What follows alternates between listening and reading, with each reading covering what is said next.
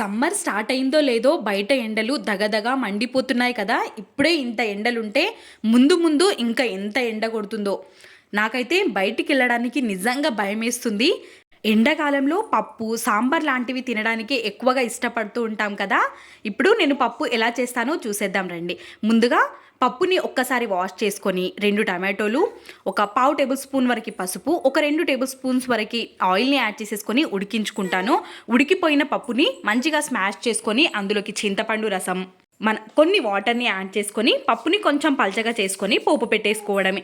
పోపు పెట్టుకోవడానికి ముందుగా ఆయిల్ వేసుకొని ఆయిల్ వేడైపోయిన తర్వాత ఇంగువ తప్పనిసరి, కొంచెం జీలకర్ర, ఆవాలు, ఎండుమిర్చి, ఆనియన్ తరుగు, వెల్లుల్లి తరుగు వేసేసి మరుగుతున్న పప్పులోకి వేసేసుకోవడమే. పప్పులోకి ఇప్పుడు కొంచెం కొత్తిమీర, 1/2 టేబుల్ స్పూన్ వరకు కారం, 1/2 టేబుల్ స్పూన్ వరకు ఉప్పుని వేసి మరిగించుకొని పప్పుతో పాటు అప్పడాలుంటే చాలా రుచిగా ఉంటుంది. 4 ముద్దలు ఎక్కువే తింటారు. వీడియో నచ్చిందా? అయితే సబ్స్క్రైబ్ చేసుకోండి మరి.